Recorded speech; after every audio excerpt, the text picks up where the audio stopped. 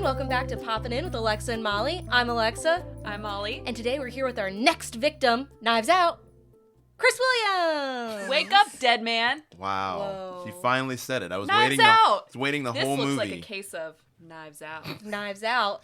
The knobs are certainly out here. Wake up, dead man. Scooby-Dooby-Doo. He literally says that at one point. He really does. I'm like, he said God, that and not I the love title. him. It's ridiculous. But So, we're... Go ahead. too many monkeys in the pot. But we're here. I don't know. I don't know. Okay. So as you know, we're here to talk about Knives Out. But as always, we're going to start out with what we've been popping in with this week. And I'm just going to say that I've been really popping in with pea coats. I've been really vibing with the look, with the structure. I decided I want to get Chris one eventually. I have two. Matthew has a pea coat. Yeah. Oh, no, to wear to formal events. I'm certainly not opposed to it. Yeah, Yeah. You're right away. You're like, Matthew has one. It's And I fine. love- Don't worry about it. I was in the big city recently, DC, with my friends of the pod, Tanya and Emily, and I was walking around. And I was like, wow, look at all these city folk in their little pea coats. You have a pea coat. What do you mean we all... Yeah, you should have. I Yeah. know, but I Did was you like, not wow, have it yours is- on? Yeah, it's very... I did have mine on. I was literally walking past a building that was like mirrored windows, and I was like, oh Yeah. my. I said, look at me, little city slicker. I do love to, like, be Yeah. dressed up in D.C. Like, I do, yeah. That's interesting Chris because... has already left, by the way. Yeah, the door slams. Yeah. We get a cease and desist. Takes his Yeah. old fashioned with him. Yeah. So I didn't know that we could pop in about non-pop culture items, but that's great. I say it every time before we start. But you can pop in I about don't whatever you remember want. that. Yeah. Things that bring you joy, things that bring you anger. Okay. Okay. What are you popping in with this week, Molly? You know what? Honestly, and I'm gonna get to this, so this is a little like foreshadowing, but I've been popping in about Josh O'Connor lately. I knew that's what you were going to It's say. just true. I love If I you know know that's, my like, lately. weekend, no, because my Yeah. weekend was Yeah. literally, but I'll get to that, so I don't want to spoil anything. I actually saw something. I was like, this really brings Molly's worlds together. But it was the Charles Dickens A Christmas Story Muppet one, and it's like us Mises. What is it? Like we just watched it. Us Mises don't get any cheeses. No, that's not how it goes. No, that is no not. cheeses for us, Mises. Yes, that's what it is. And I thought, wow, Josh O'Connor. Oh, okay. Not where I thought that was Yeah. going to go, Your as little always. rap boy. Aw. Cute. Anyways, what are you popping in with this week, Chris? This week, I guess I've been popping in, besides just sports, I've been popping in with a lot of year-end music lists. One of my favorite things to do in December. Yep. So I'm catching up on some new music What are your tops? that I haven't heard throughout the year, like ones that I just discovered. I saw the band Geese on every list. I really like their album. It's called Getting Killed, but Okay. it's a great album. I was like, how is this on everybody's list? It must be good. And so far it was? is. Yeah, Great. it is. That's been my favorite one so far. Wow. Yeah. Yeah, And I know you're... Shout out to Geese. that's right. Shout out to Mies. Oh, no. Shout out to Mises. Shout Oh, out to goodness. cheeses. No cheeses Okay, for us sorry. Mises. All right. Anyways, and I know your top one was Clips, and we're going to go see them in a couple weeks. So That was one of my favorites of the year, of course. Yeah. Yeah, 2 weeks so- from now, we'll be home for the holidays. yeah.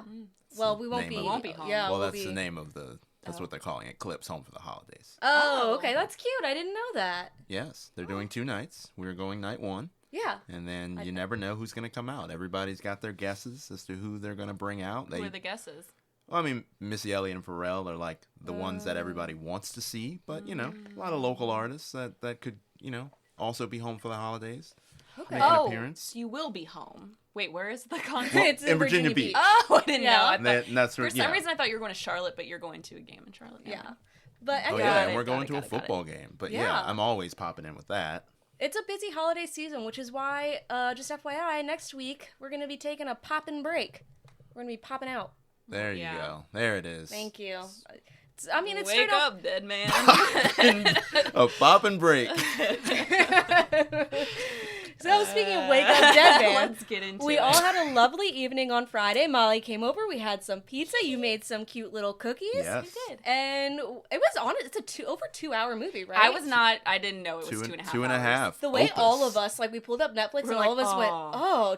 over 2 hours. I don't remember the other movies being that long, and you know I watched the second one. Like That's every how I week. feel with every movie that we ever watch on streaming. I Like know. if she convinces me to watch a movie, I'll just pull it up and I'll just be like, oh god. Yeah. Anytime we go to see a movie in theaters, he's always like, it's over 2 hours. I'll Yeah. catch it. Yeah. I'll catch it on my Because own. you know what? Movies lately have either been 2.5 hours or they've been under 2 hours. And I really appreciate that. Yeah. Yeah.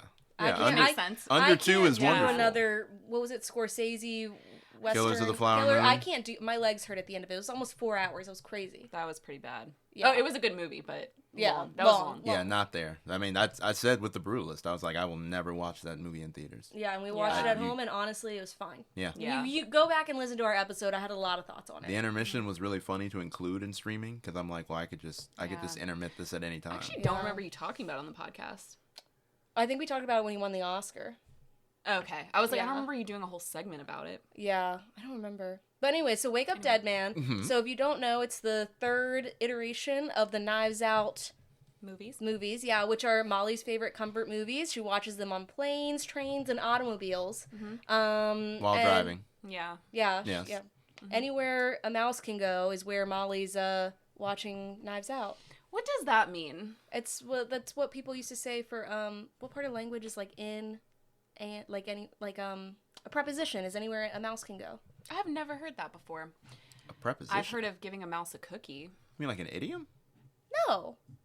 Like anywhere is like in, about, around, like or something like that. I know about that, but I don't know about mice. So they did in, about, around, and anywhere a mouse can go?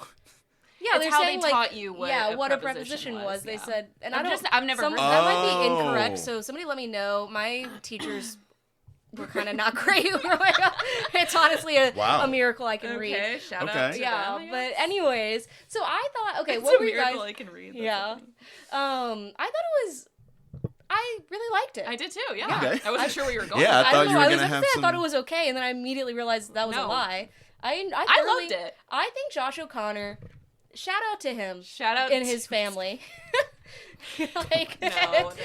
Shout out to Josh O'Connor. Yeah. He's great. He let me just say, he and Glenn Close carried that movie on their backs, I think. Oh yeah. Well, I don't know. I think Benoit Blanc really. Well, yes. Old Benny boy. He Brought it just home. he I just did actually- what he always does, Yeah. you know. that's true. And actually, even less so, I felt.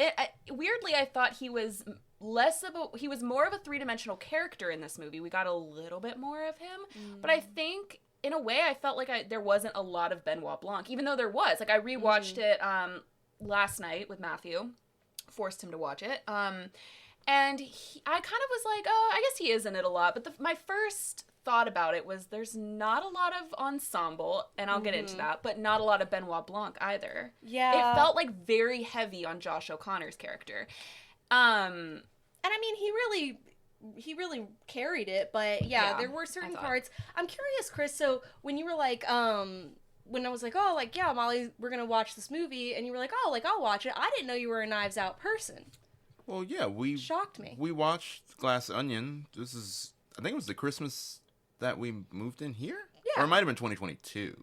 Yeah. Was it 2022? Yeah. It was Yeah. a little later. So it was like, like the second Christmas that we moved in here. But like, yeah, I enjoyed Knives Out when it came out. It was a good movie. It was a fun movie. I didn't know It's how they fun. were I didn't know what sequels would be if they would do it. Yeah. I figured that they would do it. Yeah. But it's been an enjoyable series. I'm like, oh, I will, even after this one, I'm like, oh, if whenever the fourth one comes out, but I think be that he sad. will do a Bond movie first. I did say that Yeah, while Daniel we were Craig, yeah. while we were out there. I think this might convince him. I could do one more of these. No, but it's so funny to be like, he went from James Bond to this character. Mhm. And Whatever honestly, this is. He seems like he's having a great He time. is having with a it. great time. He I've- seems that's like the kind great of person career. that would just be like, I'm tired of like having a gun or maybe having to shoot. I'd rather just do like I Yeah. want to just do the same Yeah. thing, but not really womanize and have a gun. He's like, I saw a tweet that was like, this movie is the epitome of like everyone just going like every 5 minutes just being like, they seemed like they had a lot of fun making this movie. Yeah.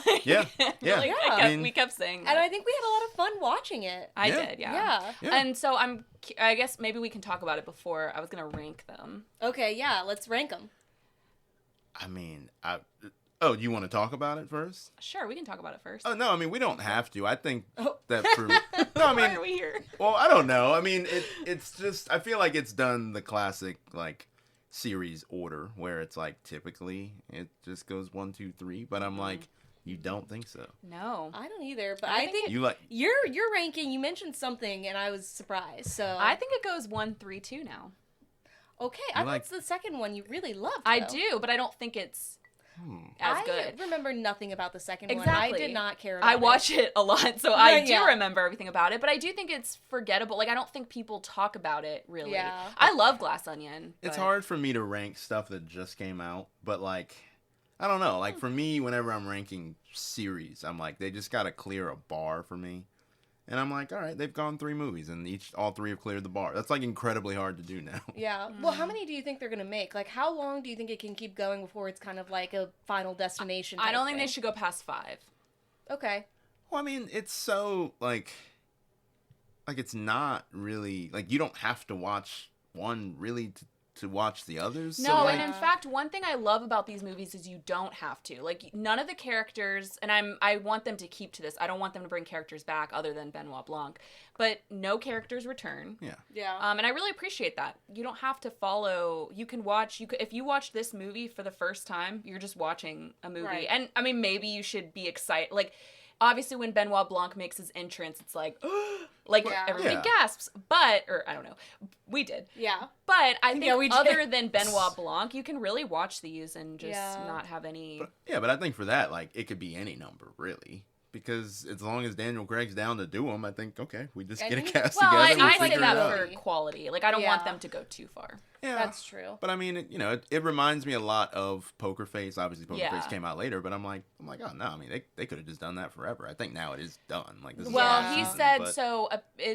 If we're talking about Poker Face, apparently Natasha Lyonne is like not going to be anymore. Yeah. He might continue making them like a new iteration with Peter Dinklage Peter as the main Dinklage, character, yeah, main which, actor. yeah. Which So like, I and can like, kind of see actually. Yeah. But, yeah, but I just think for that kind of show, I'm like, no, like it's fine. Yeah. Like the 3 seasons, 2 seasons, 3 seasons, right? 2. just 2. It was just 2. And I think I'm the good. difference After the second between season was good. yeah, the second season wasn't as enjoyable, and I think the difference between that is like, and this is it's like one movie every few years, where it's like Yeah. every episode is like a different mystery, But and that that's- does get like Yeah. you know it Yeah. does it gets a little old after a while. But my ranking is also 1, 3, 2. Yeah. I want to live in that Knives Out house. If I were to be murdered, it's gonna be in that house. Yeah, I mean the first. Okay. Well, I mean, yeah, Well, yeah. like, Yeah. I would put the first Knives one at Out. the top. Yeah, Knives Out. Knives Out, Beaks Bloody. He does say Knives Out in the first movie. Yeah. Yeah. Wait, what were we? Knives Out. What beats? Beaks Bloody, I think. He says something Oh, like that. Exactly, okay. it's bloody. So to give the premise of this movie a little bit, if you haven't seen it, we might get into some spoilers, so just FYI, because it is like a mystery kind of whodunit movie. So if you want to skip ahead, we always put the timestamps in the episode description. We also post them on our Instagram at Poppin In Podcast. But basically, Josh O'Connor is a reformed boxer who becomes a priest that has to go. What? No, Oh. continue. Retired. Yeah, I was like, I don't think reformed is the right word. Well, I would say reformed because he went from being a boxer where he accidentally murdered someone in the ring to becoming a priest. So he's like a reformed person. Okay. I had Yeah. a feeling right when you started. I was like, oh, let's see where this goes. No, continue. Anyways, and he has to go to this kind of small town. I think it's in New York or Massachusetts. I can't remember. Upstate New York. It's a fictional town. Yeah, a fictional town in upstate New York, where he's trying to just kind of like help them, you know, build up their church, and that's where Josh Brolin comes into play. He's like the lead pastor at this church. He's coming in as the assistant. Yeah, he's coming in as assistant. Yeah, at this church, and you very quickly realize like, oh, he's an odd kind of priest. He's like talking about the harlot whore of his mother, like. He uses his sermons. Sorry, I shouldn't. Sorry. Are you okay? No, it's okay. No, keep I was it. gonna No, jump please, in really please quick. jump he in. uses, he's that like he's almost like a cult leader type priest, where he just uses his sermons to yell at people and shame them rather than like leading them to Christ. It's like he uses Christ to like shame them, basically, Yeah, I mean, like he almost. as they What does he describe say? it in the movie. It makes me laugh. Josh O'Connor has a line where he's like, "I'm full of Christ" or something He's like like, that. "Let me at him." He literally says, "Let me at him" at Yeah. one point. He goes like this. Yeah. He says, "I'm young. I was young, dumb, and full of Young, Christ." dumb, and yeah. full of Christ, which is a phenomenal the- line. It is. Yeah. What was the name of the town? It was like something cool. I don't know. I don't. No, it had a remember. great name. I want to say it. Well, I thought, did he come from Albany? He comes from Buffalo, but where does Yeah. he? Well, they mention Albany at some point. He comes from Buffalo, but then goes to Albany, I think is where he's from, and then goes to this cool named town. Okay. Yeah, I can't remember the name of the town now. Yeah. But yeah, like he uses all of his sermons almost, they say, as a test to kind of weed out, like he likes walkouts, but like the people that stay are like the people that I think in his mind he knows that he can manipulate them. Chimney Rock. Oh, Chimney Rock. It was yes, such a that's, good. that's It was a good, such a moody, like, I loved it. That was good. And Josh Brolin, I mean, he does a great. I honestly hadn't thought about him that much until this year. We saw Weapons, and he did great. And in this, him talking about him confessing his sins of masturbation, honestly, I was like, phenomenal. Love this for you. Just that part specifically? Yeah, just that part. Yeah, he's like, and so they have these huge podium, like this huge podium that looks like the top of a ship. It's crazy. Why does he It's have apparently that? pretty popular in Anglican churches. So Okay. the church, I actually saw a priest comment on this on Twitter. He's like a famous priest, I don't know. He said that the church, he was like, the only thing is the church was very like Anglican or Episcopalian. Yeah. Yeah, he like Neil deGrasse Tyson in the church. I love that. Yeah, he was like based, because people were like, why do you think that? And he's like, based on the porch, the podium. Anyway. He's like, they should have hired me. Yeah. It's always Neil deGrasse Tyson's thing when like, But it's apparently like, those like, podiums celestial are- bodies are off. Yeah. But there's a cast of characters as always, and the mystery plays out. It's a locked room mystery where Josh Brolin's character dies, and that's where Benoit Blanc comes in to help solve the murder because everyone thinks that it's Pastor Judd, aka Josh O'Connor. So let's. Father Judd. What did I say, Pastor Judd? Pastor, matter. yeah. That's I've only gone to Baptist churches, so because we didn't say it's like it's a Catholic church. Mm-hmm. Yeah. So they're like it's capital mean. C Catholic. Yeah. We also didn't mention that he got sent to this church because he punched out a deacon. He punched out a deacon at another church. Yeah. Yeah. So it kind of reminded me of the beginning. I don't know if you guys have seen The Sound of Music. I know you're not a musical fan. No. But it reminds me. I've seen it, but I don't remember. Reminds me of The Sound of Music where she's like a nun, but she's getting sent to like another family because she's just like not a good nun. Well, it happens a lot. I've watched a random amount of like just like Catholicism movies. There's one that's like about how to become a nun, and it's crazy. But so basically there's like this cast of characters, and it's like, God, the amount of famous people in this movie, it's like Andrew Scott, Glenn Close. Glenn Close, yeah. Kerry Washington. Yeah. Jeremy Renner. Yep. The woman whose Mila name that y'all Kunis. mentioned. Oh yeah, Mila Kunis is in it. Horribly miscast as the police officer. There's always like, well, actually in the second one there wasn't a police officer, but there's always like a tough police officer. She was so miscast. Police chief, actually. I wanted to whack that hat off her head. I asked Matthew, I was like, is it necessary for her to wear that hat, do you think? Like, why did she have to keep wearing the hat? And, anyway, Jeremy Renner, Kaylee Spaney. That's her name. Little, Priscilla girl. Oh my gosh, Sorry. what's his name that I said, I was like, trying to say that he was from George of the Jungle, but I said Mighty Joe Young. Thomas Hayden Church. Yeah, Thomas Hayden Church. Yeah, I love him. Yeah, me too. Mighty Joe Young. I don't know where I was. Anyways, and I think like overall, it was strange because it was like, it felt like Josh O'Connor was in one movie, and then Benoit Blanc comes in, and it's finally like a Knives Out movie. But then it felt like a lot of these, like this big famous cast of characters are like almost in a different movie. Like they would come into play, and I'd be like, oh right, I forgot that like, you know, Kerry Washington is in this movie. Well, and sorry if you were going to continue. No, go ahead. I was just going to say that to me was the biggest flaw of this movie. I loved it, but I would say overall, like that to me was the biggest flaw, was that I felt like the ensemble did not have much to do in this movie. They like, weren't ensembling. They weren't. In the past, the ensemble always has great chemistry. Like in the first movie, they're a family. Mm-hmm. And so obviously they have to have like great chemistry, and they're very funny and they're messy, like whatever. In the second movie, it's a group of old friends. So again, they have good chemistry. They feel very connected. In this movie, they're a congregation, but they're a congregation, so they should still have some kind of connection. And they just felt very disconnected. I think the reason for that though is because it is more of a cult than a congregation. Yeah. So like, I think they were all just really trying to like curry favor with Father Judd. Yeah. And like, so like, I think they all secretly disliked each other because they, you know, like I just feel like well, that. they did, but I felt like they should still have something to do. Like I felt like, honestly, Kaylee Spaney, Andrew Scott specifically, I actually thought multiple people, not just Mila Kunis, were miscast in this movie. I thought, as much as I love Andrew Scott, the like paranoid Reddit guy was just not, like, you didn't really understand his character, and I feel like that's because it was Andrew Scott playing him. Oh, he's a light-skinned guy? No. He's white. Okay, I don't know what I'm thinking of then. You're thinking of Daryl McCormick. He Okay. plays Yeah. Psy. Yes. Yeah. Okay. He's the one who's, like, the influencer. Okay. With the phone. He kept having yeah. the phone. They always have, like, an influencer character, and I'm like, do you guys know, like, what like, Ryan Johnson, do you know what an influencer... Like, it always feels very, like, goofy when This he one Yeah. felt a little more realistic, though. Really? Like, I didn't think it did. I thought he did it a little more on the nose of I can make you famous. And he was... Yeah. that phone. And the way, like, if you saw, like, the clips that he was putting together on YouTube, I was like, this does feel like a weird, like, religious cult clip of, like someone paranoid or whatever. Yeah. I guess I'm just like, they always have like a character in the movies who's like live streaming everything, and I'm like, okay, we get it. Like, Yeah. but I did feel like that was kind of my biggest flaw. Is like I felt like a lot of the actors were sort of wasted in this movie. Yeah, and also, like, the characters. Like, they go Yeah. into the backstory a little bit for each of them, and then, like, a lot of their backstories don't really matter, which I know some of that is, like, to throw you off because you're trying to guess, like, Yeah, who they're did red it or whatever. herrings, yeah. But some of it, I'm like, I would love a little bit more. I think we would have done better with a smaller ensemble cast where we're, like, Yeah. focusing more on the characters. Well, like Haley Spaney's character was like this. She was in a wheelchair and she had this like invisible disease or the disease that like a degenerative. And her like, character is actually very important to religion, like to a story about religion, because there are a lot of people who put, especially at like mega churches, they put their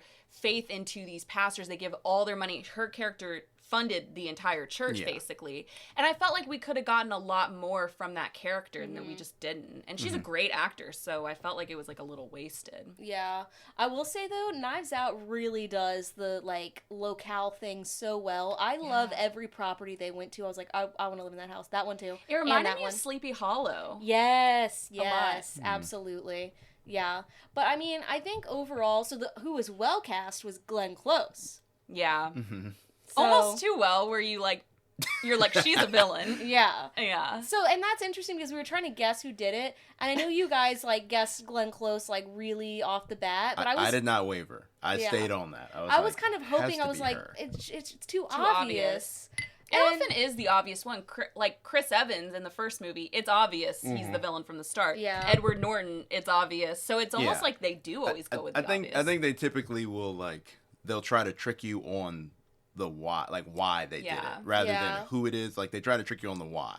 Yeah. Because I'm like, well, I couldn't have, like, what it ends up being, I'm like, well, okay, I wouldn't have guessed all of that. Right. But, there like, was a little, like, yeah. not convoluted, but there was just a lot to Yeah. it. I'm just like, oh, okay. And I want to say, though, so I guessed Thomas Hayden Church's character, and I want to say I wasn't incorrect. He did have a big role to play. And I want to say, I never got to say why I thought that. But I remember when I was in grad school and I took a screenwriting class, and they were like, you need to pay attention because it's not like in a book where you just can write characters in, whatever. Every character and every line of dialogue costs them money, so every single time it matters. And I think about that whenever I'm listening to, like, that's why every season of, like, Only Murders in the Building, I'm usually pretty good at guessing it, or, like, I would say, like, this is one of the few times, I'll be honest, that I, like, haven't guessed it, because it's usually like, okay, this character is not prominent enough to be, like, a distraction, so what is his purpose here?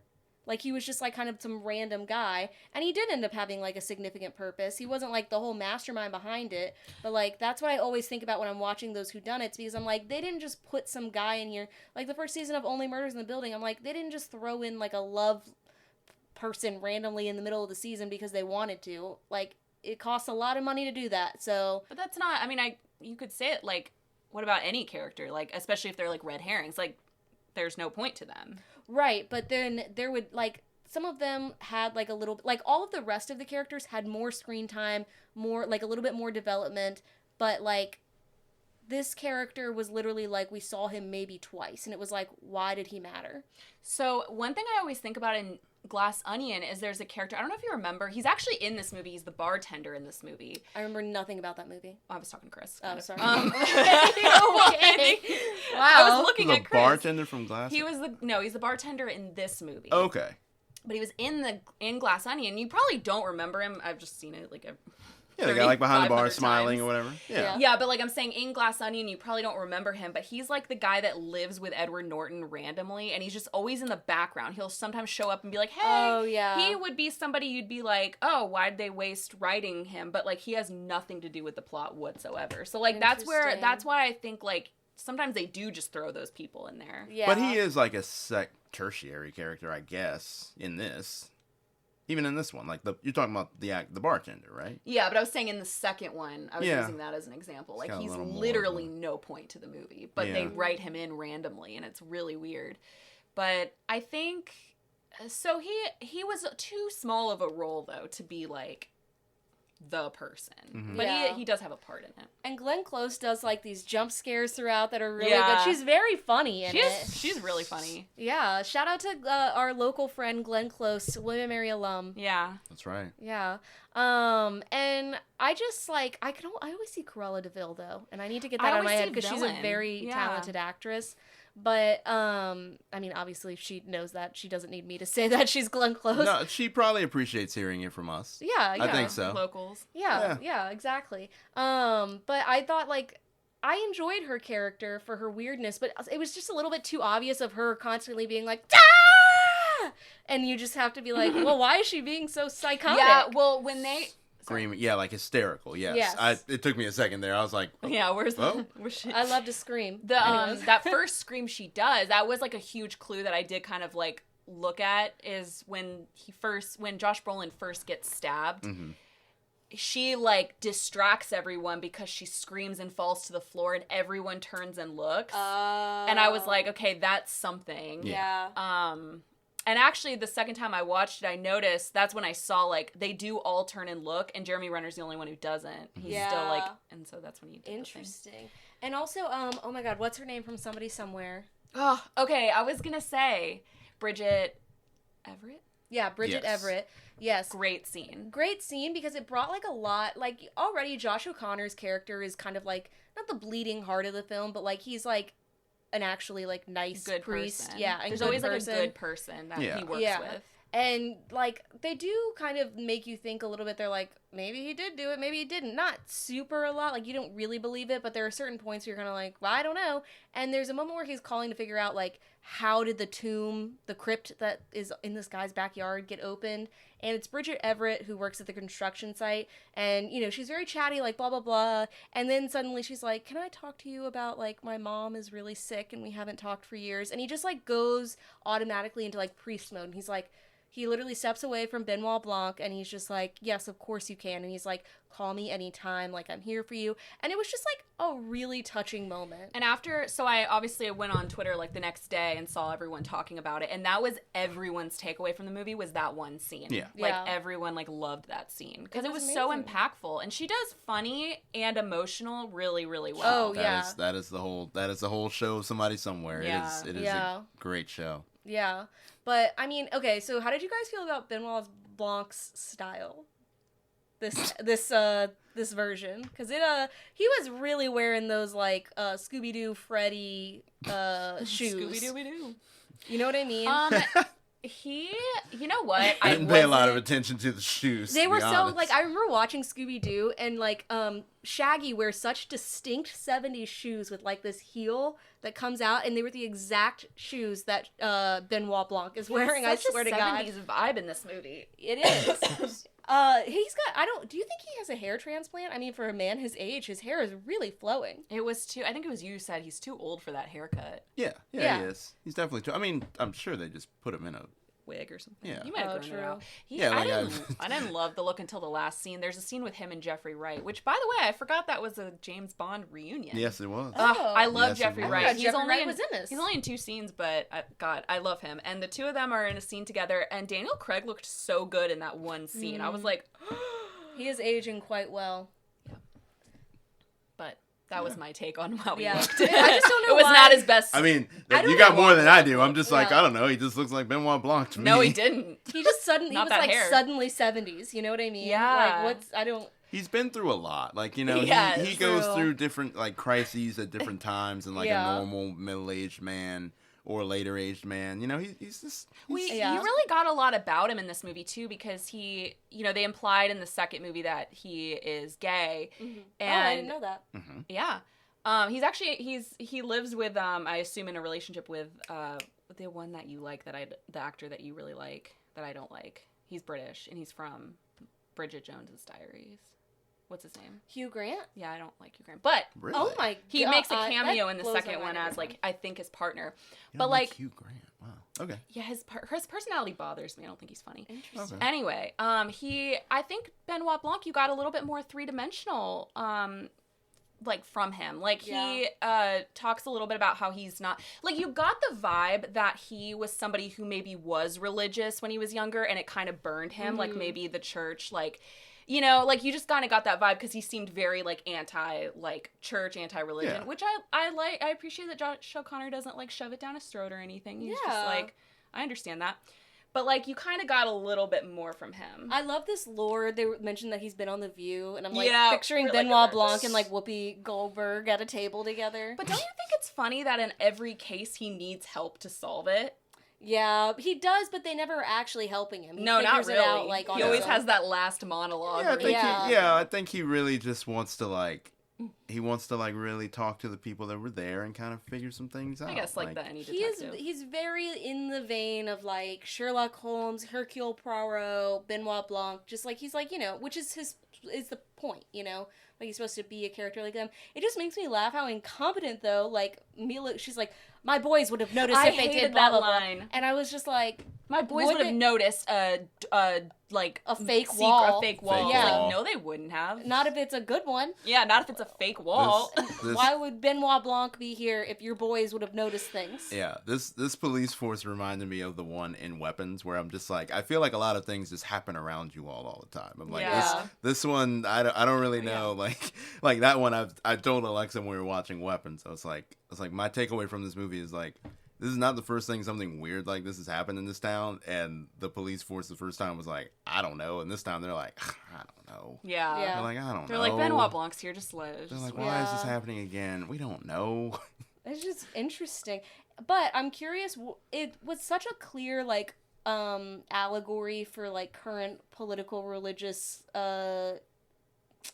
associations in our day and age, which I thought was very interesting. I actually didn't pick up on it too much until you said it, Chris, in the, like, at some point in the movie when you were just like, well, like, this is an obvious, like, allegory for Trump or something like that. Well, they just mentioned, like he mentioned, like, all the what was his name? Dylan McCormick?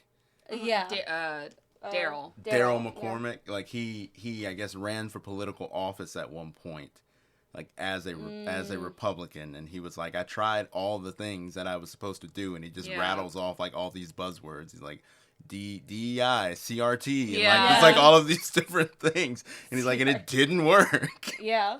And I'm like, oh yeah, I'm like, all right, yeah, like, I get it, like, this is what he was, you know. So yeah, because I think, like, Josh Brolin's character as a priest is such an interesting, I don't know, way to tell that story of just this priest that, like, strikes fear into people, but also makes them extremely loyal to you. Yeah.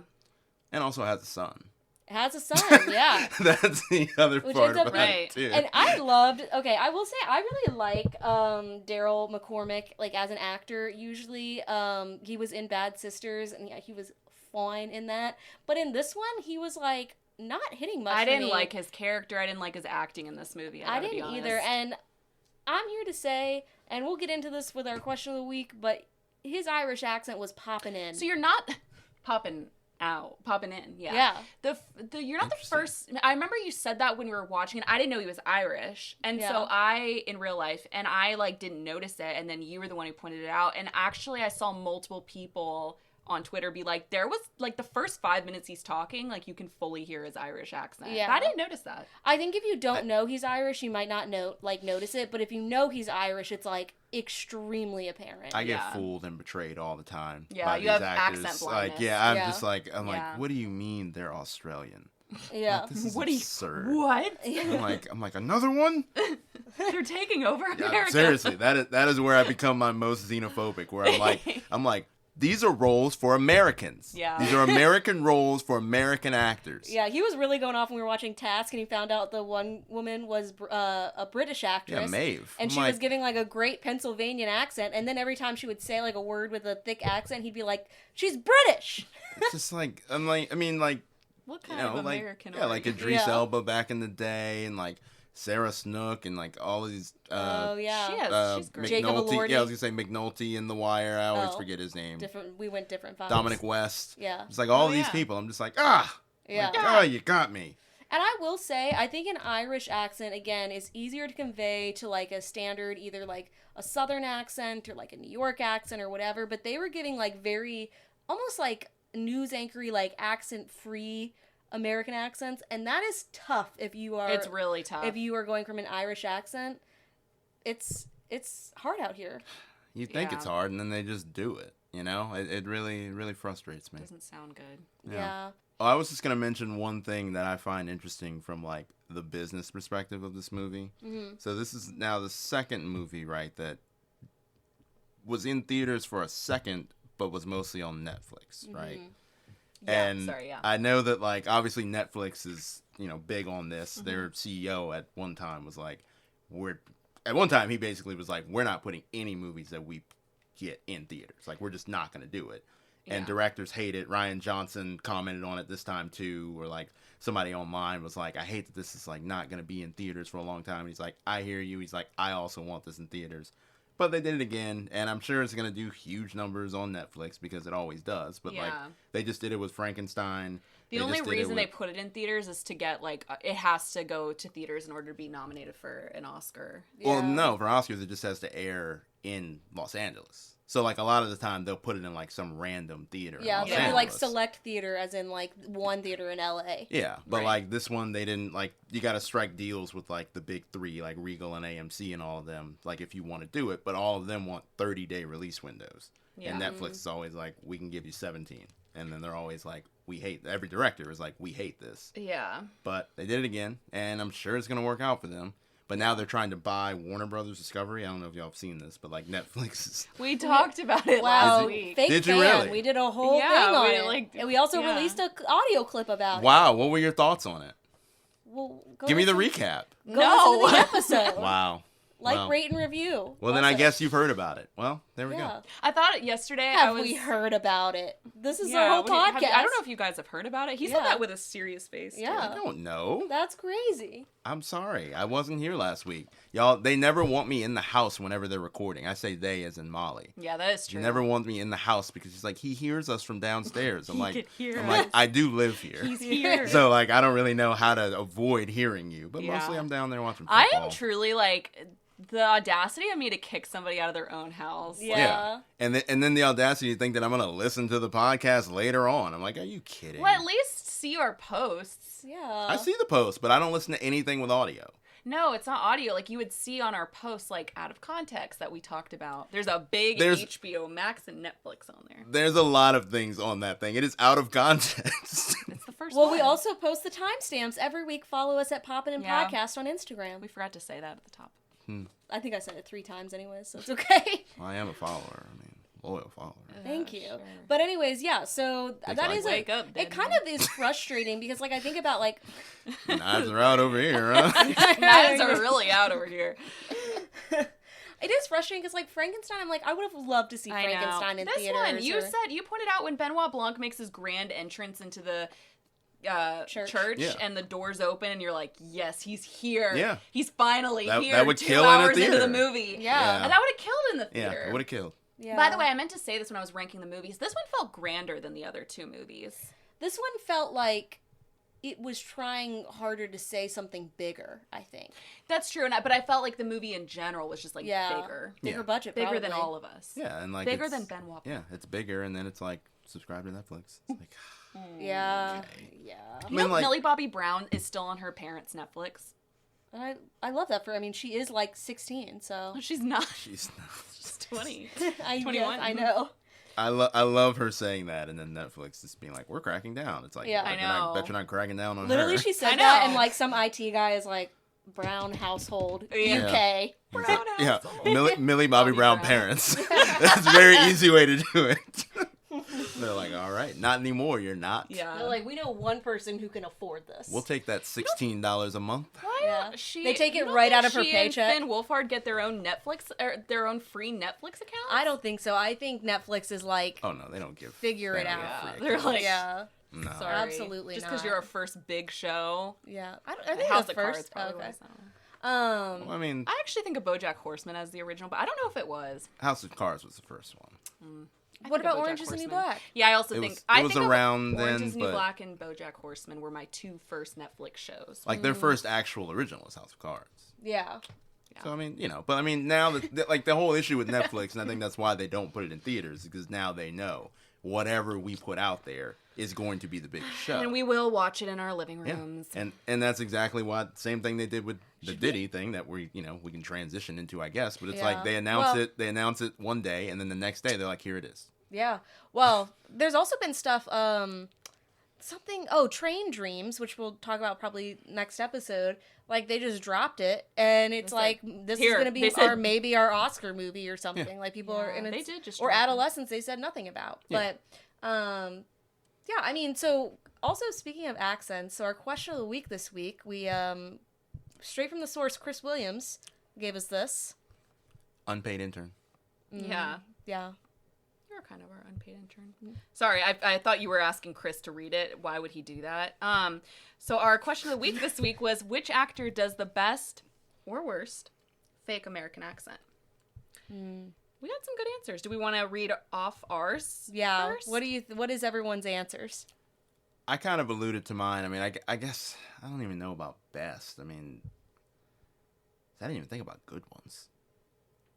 Yeah. I like Sarah Snooks. most people but, I said mean, worst, Yeah, so. like I don't know, like I like hers. Sarah Yeah. Snook does a really good American accent. Yeah. I will say, I think, and this is not just because, like, I'm on a high horse with him lately, but Jacob Elordi, when I found out he was Australian, him and Margot Robbie, I was like, whoa, Nicole Kidman needs to get together with them and really just, like, take a lesson from their books. She doesn't have to. That's the thing. That's true. Yeah, she She's literally fine. does not have to. Yeah, but they're gonna become. I But she should. guarantee you, the two of them will become way more Australian as the years go on. Yeah, They're maybe. gonna be Who like, knows? I'm not hiding who I am anymore. Yeah, they're like, I don't care. I'm going to say, so my Eating worst... Vegemite on- I think about this like regularly. This is an American doing a British accent. And this is a movie that I loved when I was younger because I loved Jane Austen. But when Anne Hathaway was in the movie Becoming Jane, she's been in multiple movies where Wait, she's. this isn't but it's American accent. I know. I said Oh, I'm going. sorry, I'm going a sorry. little off Wasn't the listening. rails Okay. here. It was like literally. I was like, I don't know, 12 years old, and it came out, and I was like, whoa. I think she needed to like maybe dust up on her accent a little bit more. Oh, I think when Americans try to do British accents, it's always awful. Yeah. But I think also Renee Zellweger. again. Who said that? I'm sure. Sorry. I'm sure she'll be fine. She's Yeah. like, yeah. Well, Alexa might be upset. What about Renee Zellweger? Really? That's fine. Okay. It's okay. I I don't say, know her. I was like, whoa! If you're caping for Renee Zellweger, that's a wild thing. If I'm what for her? Caping for her? What does that mean? Oh, Caping. well, I don't know. You flinch. don't worry. We'll talk about the Diddy okay. documentary in a little bit. Okay, well, and Daryl McCormick, as I said, awful American accent. You're Irish and that's okay. Mine. Okay, so good. I think Florence Pugh does a very good American oh, yeah, accent. she does. Really, really good. I didn't know she was British the first time I saw her in Oh yeah, something. she's not. Yeah. It's amazing. Honestly, that name I should have known. Florence Pugh. I've never heard of an American named Florence. Yeah. But yeah, she does a great American accent. I would say worst, and this is gonna shock you because you know I love him. But unless he's trying to do a Southern accent or like a New York accent, like we were saying before, if he's just doing like a Midwestern accent, Benedict Cumberbatch's American accent is awful. It's very tinny. nasally. I never know what you mean by that, but yes. Okay. It's very like nasally. It sounds really, really bad, Yeah. which is unfortunate because he is like a whole character with Yeah. that. But Doctor Strangelove. no, yep. Sure. I couldn't tell if you were being So, serious or not. I know. She said it very smoothly. Thank So we got some good answers. Cordy said the best is Kelly Riley in Yellowstone. Oh, yeah, she is British. Yeah, she Yeah. is. And every time I don't watch Yellowstone, but she has been American in other things, and she does do a very good American accent. And I always forget she's British in real life. She said the worst was Emma Watson in Perks of Being a Wallflower. Oh yeah, she doesn't do a good American No. accent. I actually hot take. Maybe I shouldn't say this. I don't know if people are like huge Emma Watson fans. Don't come for Emma. Really? So Matthew loves... I told Cordy... Actually, I was telling her that I've actually never been an Emma Watson fan. I don't think she's that...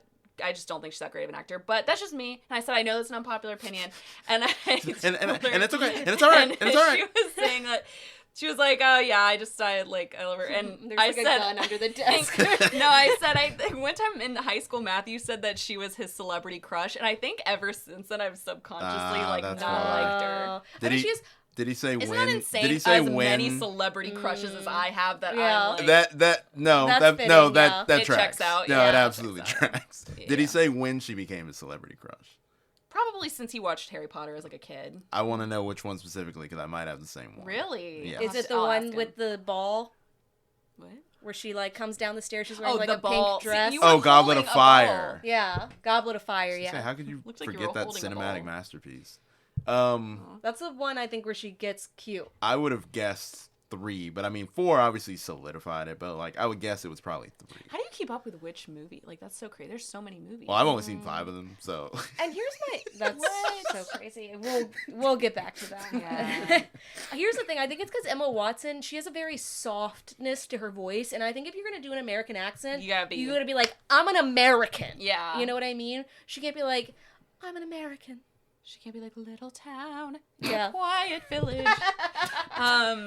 So Bailey said the, in parentheses, unfortunately hot guy who just played Ed Gein was bad.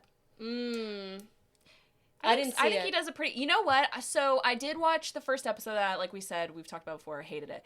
But his accent is very specific in that or in that show. It's like high pitch. It's creepy. It's weird. I have seen... So I can't speak on that. But like in other movies I've seen him in that he's done an American accent, I would agree he does do a bad American accent. Yeah. Interesting. Okay.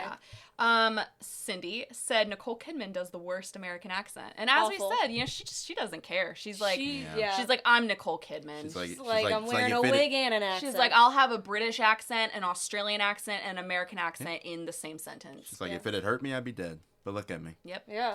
Thriving. Matthew said the worst is that one guy from The Long Walk, and I assume he's talking about David Johnson, who does Really? he does do a pretty bad Southern accent. In that Oh, movie. I yeah, he love does. David Johnson, but that's a pretty bad Southern accent. Do you think Chris would like that movie? I was thinking about if I would recommend it to him. Matthew really liked it? I think he would so. like Bugonia. Well, like I Yeah. read the book, The Long Walk. Really? Is I that wanna the one read where it. the movie ending is different from the book ending? It is different, yeah. Yeah. Okay. They go on a heard long about walk. that. Well, If that helps you remember the book, they walk. For well, no. a long I was time. really just talking about the movie. Yeah, it Like, does. I haven't yeah. seen The the movie has a movie. little bit of a different ending than the book. Okay. I think you would like it. I probably would. Tuesdays. It's less than 2 hours. Tuesdays are rough for me, but No. I just felt like you'd have to It's- stream it now. Yeah. I know. But when y'all win, I mean. Oh, it's yeah. Tuesday. Yeah, Matthew and I bought it. Yeah, that I was like it. crazy. And you said you watched it twice in 1 week. I was like, I whoa. love it. I love the All How many right. miles did you go with those boys? How many miles did they walk? Like 500 by the end of it? Something crazy. It's like 1,000 miles total with me watching it. Yeah, wow, look it's at like you. the Pretender song. I would walk There 500 miles and I would. I bet they do walk not do good 500 American more. accents. Can you imagine The them trying to Pretenders? do an American accent? Oh, probably, yeah. Yeah, I'm sure it's awful. Yeah. Well, what do y'all think? Because I guess, are there any more? What do y'all think of Ella Purnell's in general? Hers is horsey enough. I mean, horsey as in like horse. No, like, we know. I'm not saying she's a horse. She's just a horse girl. Yeah. Yeah. Hers is like husky enough, I guess. That Okay. it's like you kind of like you don't really notice it. Okay. I think it's fine. Florence Pugh has that same huskiness to her. Yeah. Because the first thing I saw Ella Purnell in was something British, and then I saw her obviously in Fallout, and I didn't think it was bad, but I think her British accent isn't like a Yellow, really thick. Yellow Jackets, too. Or sorry, Yellow Jackets. Yeah. Her British accent isn't like a super thick British accent when she is British, which is, I mean, she is a British all the time, but you know what I mean?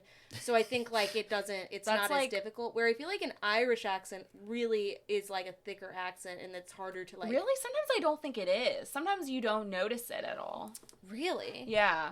Well, you know who I left out, who I want to say too? Cillian Murphy does a very good American accent. Yeah, I actually think Irish people are very good at American accents. That makes sense, though. Wait, why were you asking about Ella Purnell? Well, because nobody mentioned her, and I was just trying to think of other British people. Was she another British that you were fooled by? That you were like, God! Yeah, I mean, when I was watching Yellow... Revolution again, I would! Yeah, when I was watching Yellow Jackets, I wasn't thinking about it at all. But then I was like, oh, her name's Ella Purnell. Notice how none of us said Daniel Craig. Oh, well, that's I don't even count Benoit Blanc as an accent. Like that's how like where does his accent supposed to even start be and where from? does it end? So we kind of were like, I could see maybe Kentucky or Georgia, but you know what? I told you guys I saw him in an interview with Ryan Johnson. Is it Rian or Ryan? Anyway, he was saying that one of the it was like Google's most searched questions, and it was like, where is Benoit Blanc from? And they both were just like, we don't really know. Yeah. I think it's supposed to be vague, but unfortunately it's such a who's that character from the cartoons? I do declare, yeah. Foghorn Leghorn, Foghorn Leghorn. It's such a Foghorn Leghorn accent. It is. And then nobody mentioned Jonathan Isaacs, right? What's his name? Jason Isaac.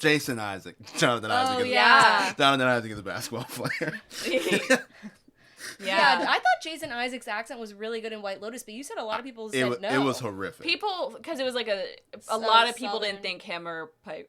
Oh my God, what's her name? I almost said Piper. Piper, no. Yeah. Parker Posey. Yeah. I think they were just, a lot of people from North Carolina were like, that is not a North Carolina She accent. did fine, but I think I thought she is from North Carolina.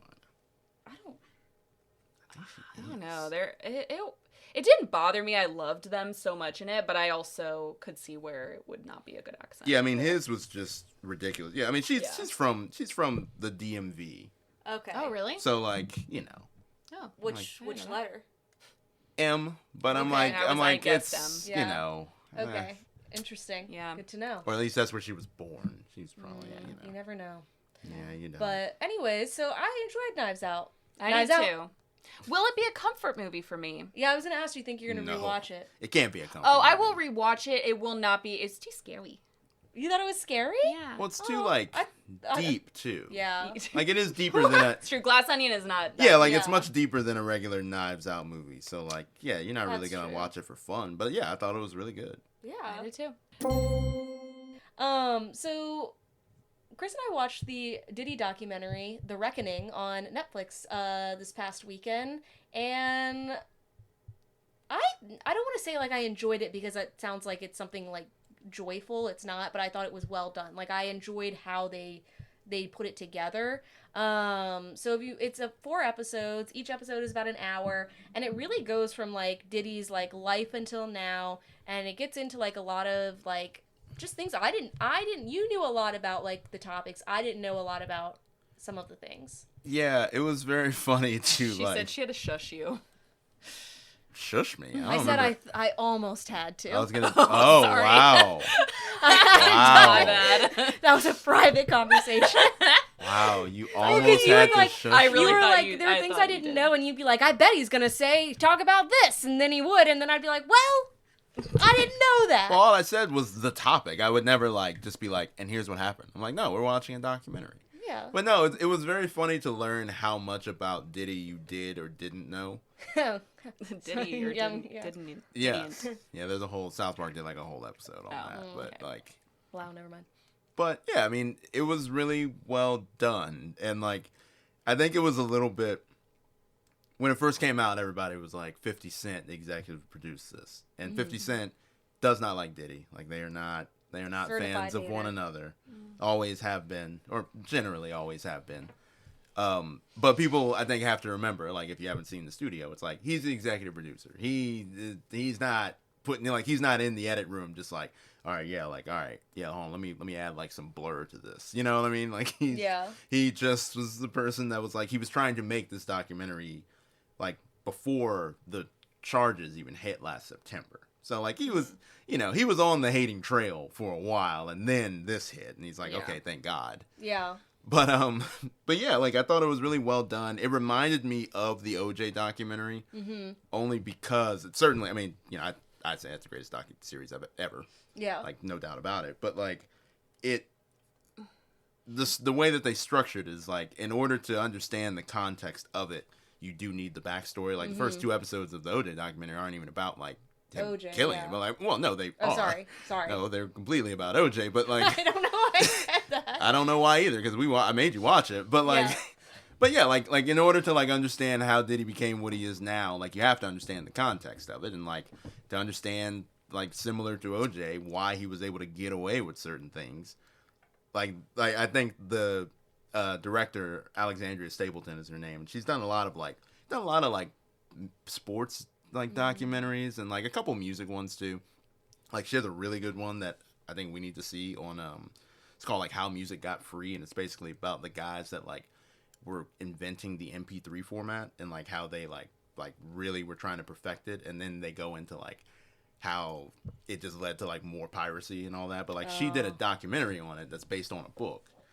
But like she provides like really good context on like, yeah, like this is how Diddy, it's almost like an example of like, this is how Diddy's always been, but also like this is how, when you get to the trial, it's like this is how he was able to manipulate people, because he's been manipulating these people for a long time. And like like his like place in black culture specifically, similar to OJ's at the time. It's just like, no, it's like OJ is very different, because like OJ was just like, OJ was he's probably like the most popular black person to white people at the time of the murder.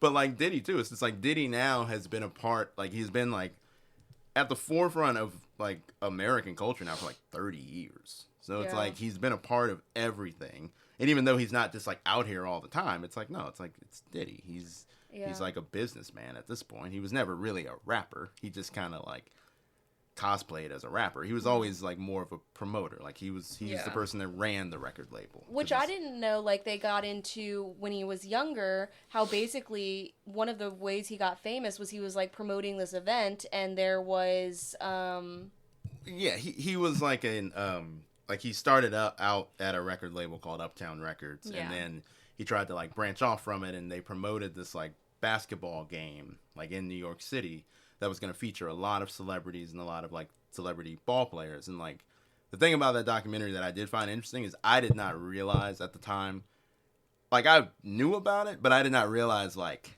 I thought it was just like it's a celebrity basketball game, like we just kind of threw this together. I didn't realize, I was like, like they like had like when they were naming the people that were there and like the players, I was like, this is like a massive deal.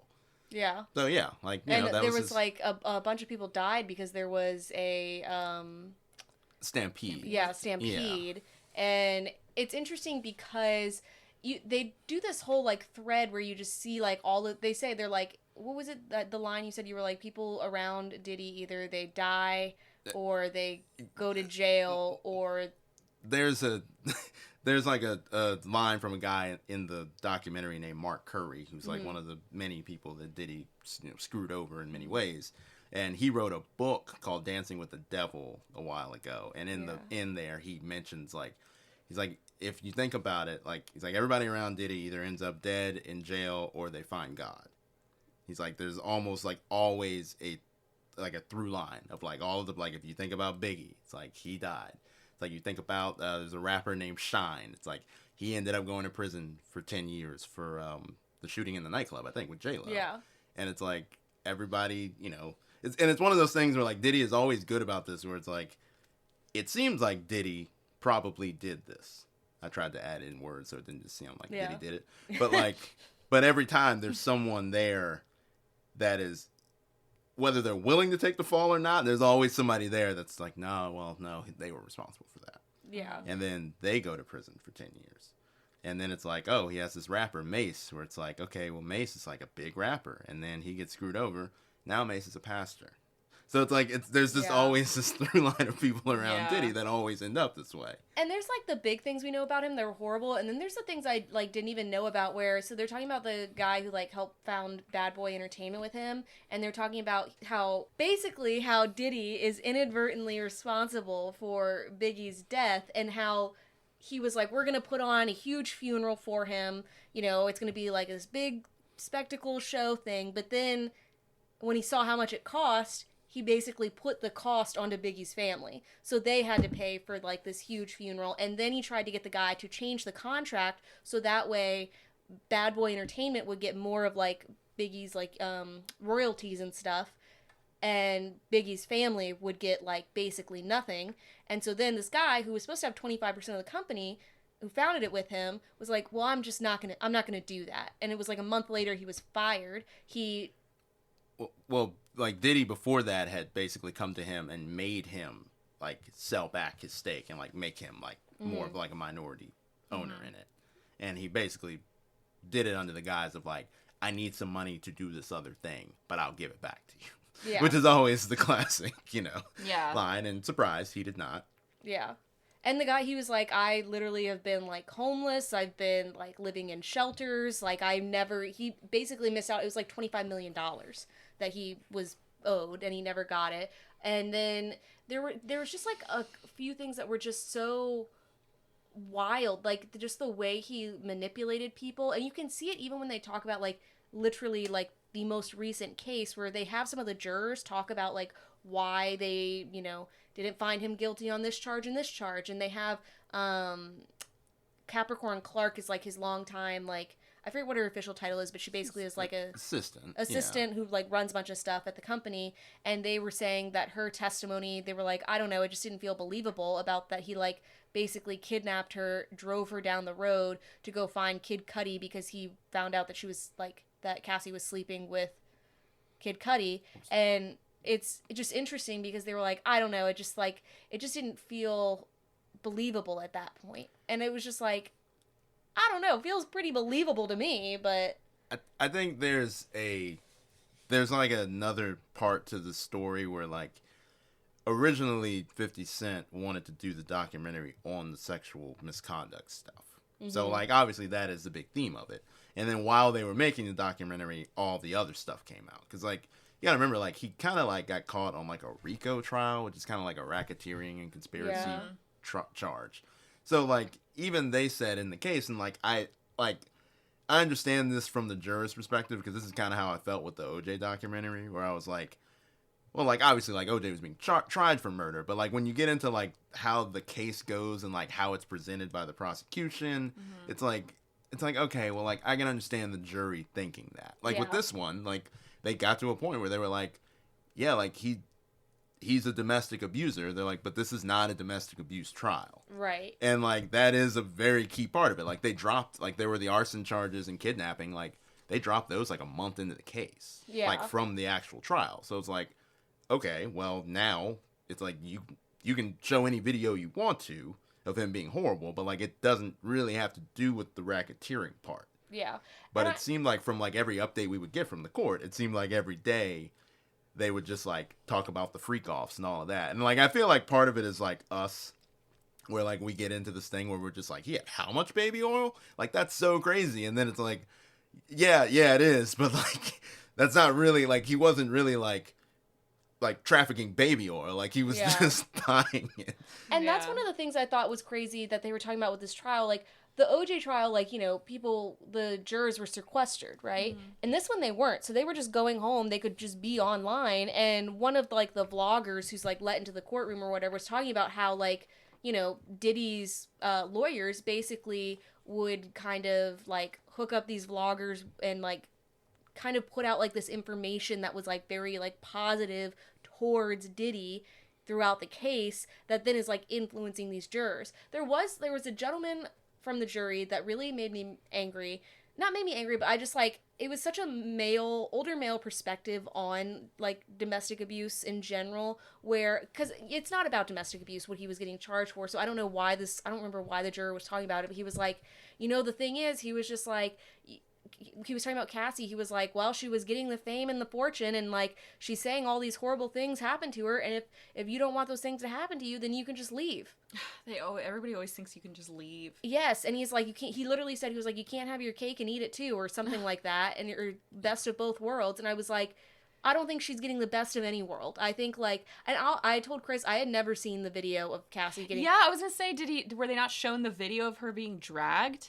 In court, I'm pretty sure they showed it. But it's not a domestic abuse case. And that's the whole thing where like, even when it came out, it was like, yeah, this is awful.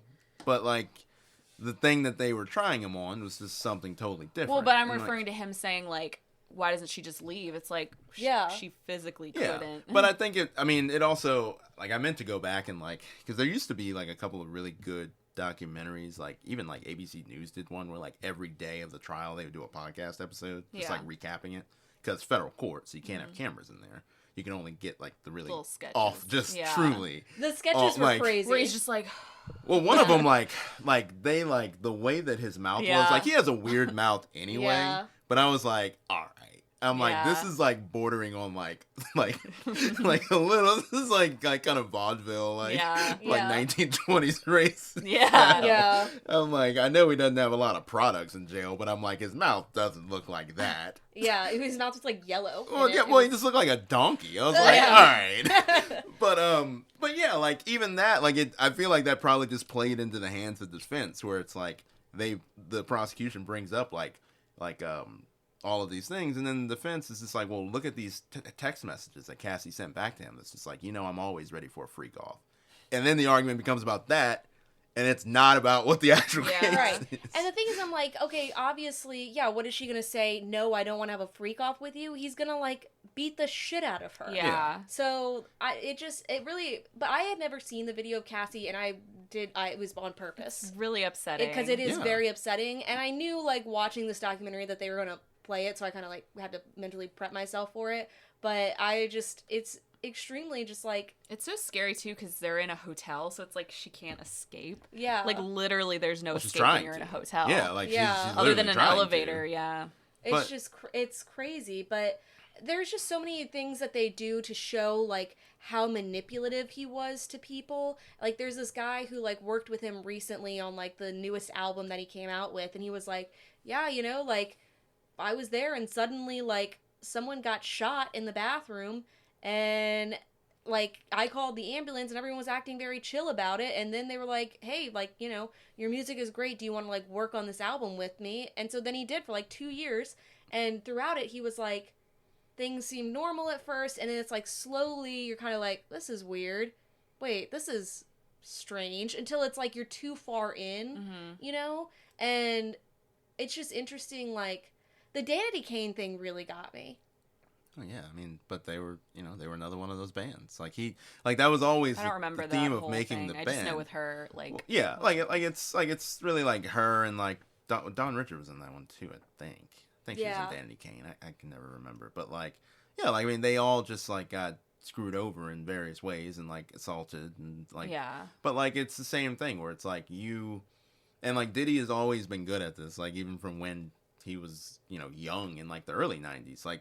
After Biggie's death, he's like on stage at the VMAs or whatever, performing the song, and he's got Sting on stage, and like he's out there dancing like an idiot, and he's like, and everybody's like, oh, like this is a really nice tribute. It's like, no, he's only doing this for him. Like they have a scene in there where he talks about the Rolling Stone cover and how Rolling Stone wanted to put Biggie on the cover because he died, and Diddy calls up like a person of his, and he's like, no, tell him to put me on the cover. He's like, because I have an album coming out. We need to promote my album. Yeah. So then Diddy goes on the cover.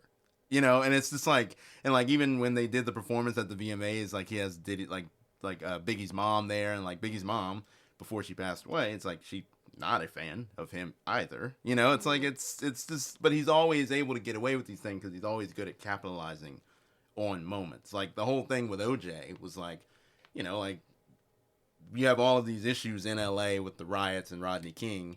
It's like, that's why he has to get tried over here. But like hip hop in the 90s is like, hip hop is becoming big. Like no matter how much like white parents like dislike it, it's like, it's becoming the mainstream.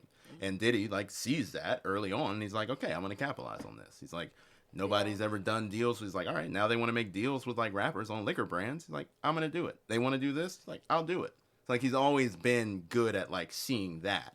He's been better at that than anything, like, artistic at all. He's never been good artist at all. But, like, he's just always been good at, like, understanding.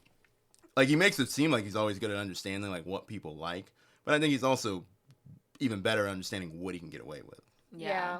And I think it's interesting because you just see this happen. I don't want to say time and time again, but it's like these specific manipulative personalities that always, like, they get so much power because they just know how to make people kind of fall for them in this way, or kind of like just see something differently. And it's interesting though, because I know a lot of the criticism for this documentary is like the talking heads criticism, that like a lot of the people in it were like, yeah, at the time, like, I did see like this, he was doing something bad, but I just kind of, now looking back, like, I wish I had done something, but I didn't. And I think, like, some of it is wild. Like, there was his one friend who, like, literally, he was like, saw him beat his wife, and then was like, and then I was the godfather of his child after that. And it is, I think, you know, hindsight is 20/20, and I think when you're in the orbit of someone like that, who, even when he wasn't as powerful as he was, he has a certain power that comes with his personality. And I think it's hard to, like, people forget, like, if you're in that situation, standing up to them, or, like, fully realizing what is normal and what is not, is more difficult than you would outside of that person's orbit. Well, especially when you're depending on that person for everything that you have. Right. So it's like his assistant was like, you know, until she got basically kidnapped, I think that was probably the first time that she was like, okay, like, this is not good. But before that, she's like, well, I can't say anything because if he goes away, then I don't have anything. It's like I'm almost more sympathetic towards, like, the women in his life being that way, but not really the men. Yeah. And I was going to ask this too, like, do you think if you were, like, one of his friends who's saying all that in like, do you think you would be in the documentary? Well, I mean, the ones that they got, like, I was listening to an interview with Alexandria, and, like, she talked to Cassie and her husband, but they obviously were like, we don't want to be in the documentary. She's like, but, like, I talked to them to, like, get background information on, like, people that I can talk to that will be in it. But, like, you know, like, would I be in it? Like, maybe if he had gotten convicted of all the charges and he was going to be in jail forever, yes. But I think that's also, like, what's that documentary we watched? I don't know if they ever made a second one, the Tammy Faye one, like The Way Down. Yeah. Remember when they died, and then, like, they were like, yeah, there's gonna be a part 2 because now way more people want to talk. Yeah. You know, and so it's like, you know, they only got the people that are, like, really, like the people that, like, he truly screwed over and, like, left behind. Yeah. Like, there are plenty of people in there that they could have talked. I mean, you know, like, I don't know if you, like, they mentioned that in, you know, like, Diddy and Usher, like, when everything first came out, it's like, I don't think people realize that, like, yeah, like, Usher's, like, first single when he was 14, like, Diddy's in the video. Like, Diddy had a hand in that. Like, he was with him. Yeah. And, like, all of these, like, Meek Mill and, like, all of these people that it's like, and one of the guys that talked too, like not feeling bad about the women versus the men, it's like, well, he was an equal opportunity, like, sexual deviant, so, I'm not saying men can't, I'm saying men can be victims too, but I just guess in this situation, I just meant, like, I don't know, I don't feel as much sympathy for, like, his friends that were, to me, kind of complicit, like, in this. Well, there's a lot of, like, I just like, don't think I would talk in the documentary. No, and I think that too. Like, I was kind of judging them, but then I also I took a step back and I was like, it is kind of brave of them to talk, knowing that it's not going to reflect well on them, and that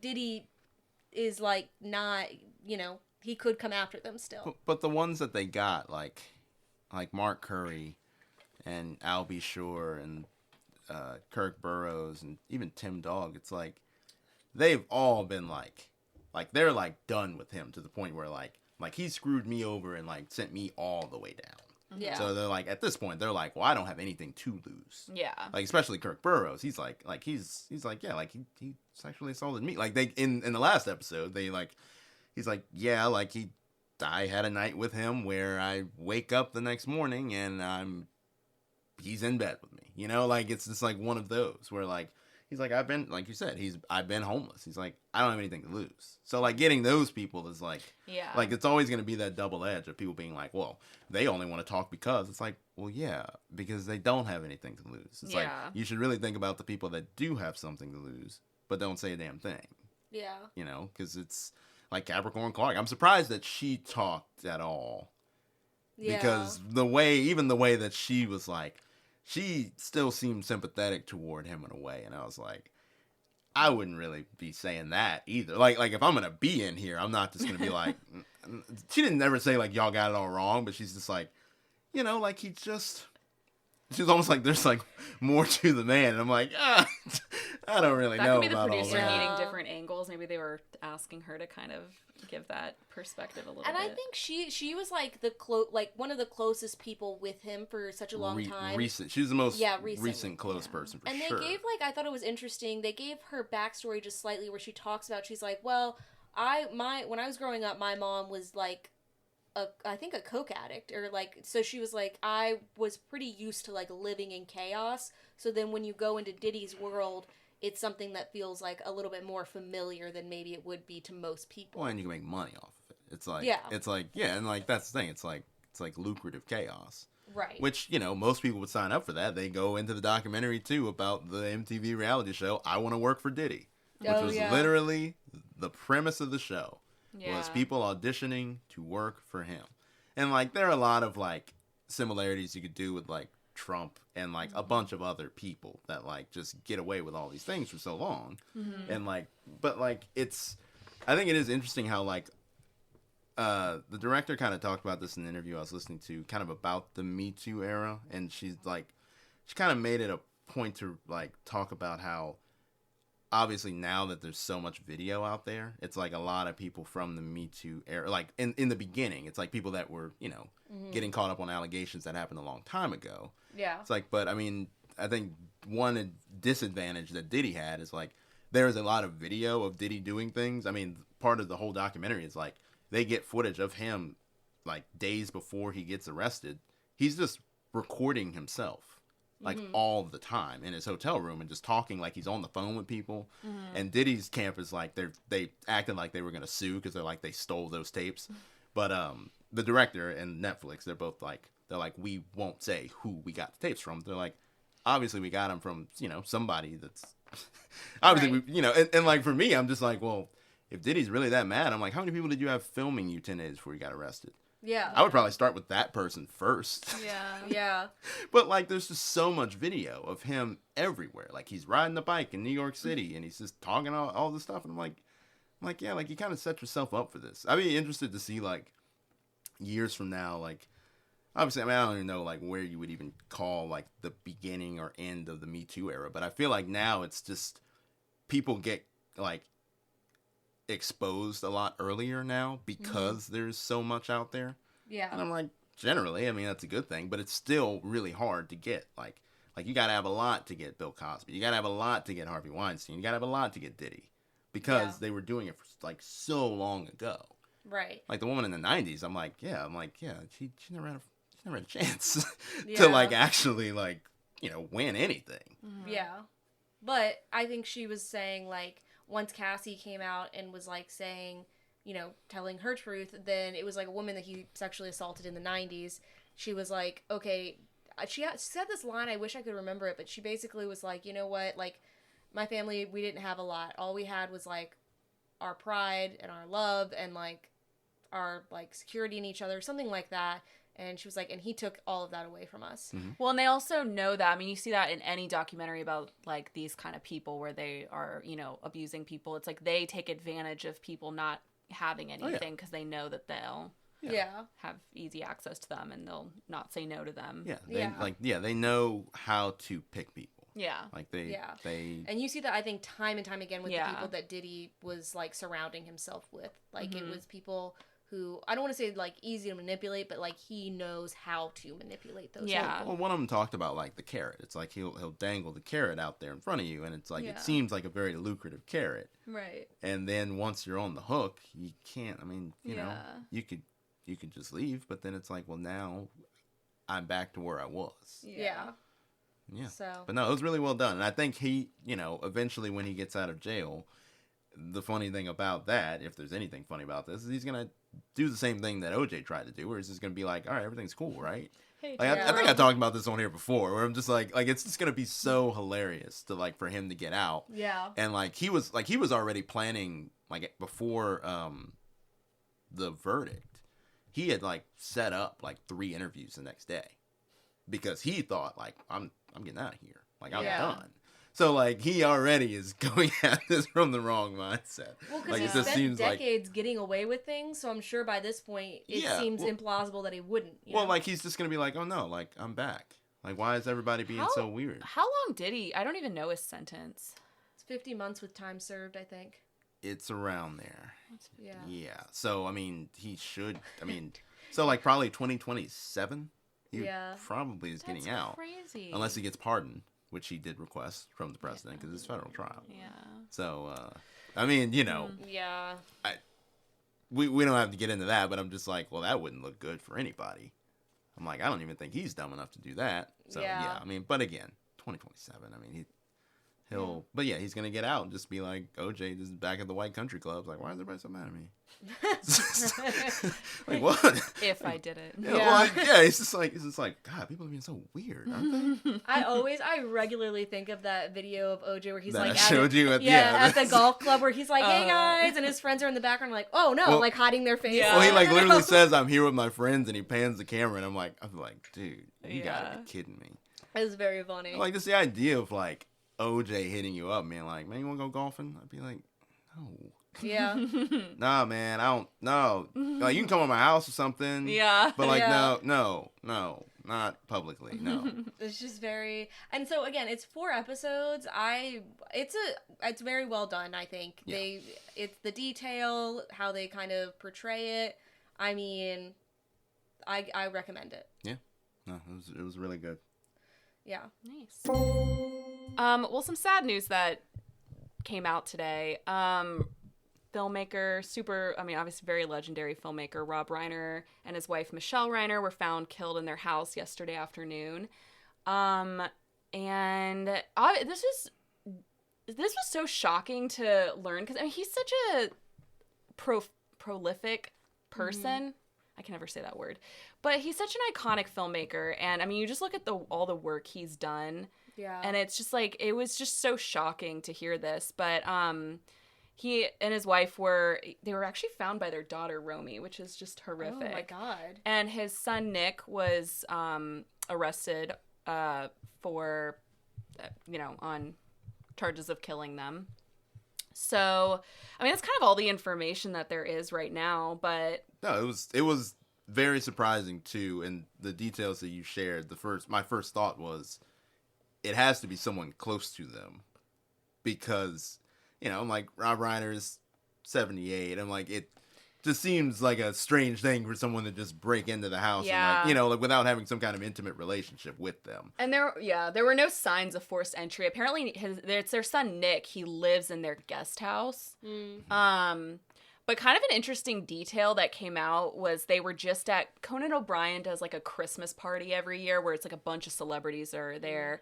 And so he had his Christmas party this weekend, and apparently Rob Reiner and his wife and their son were all at the Christmas party. And there's like people saw them get into like a huge argument at the party. Really? Yeah. And then at least Rob and Michele left the party. I'm like, they're not sure if Nick left too, but they apparently, like, it was like a huge loud argument like in front of people.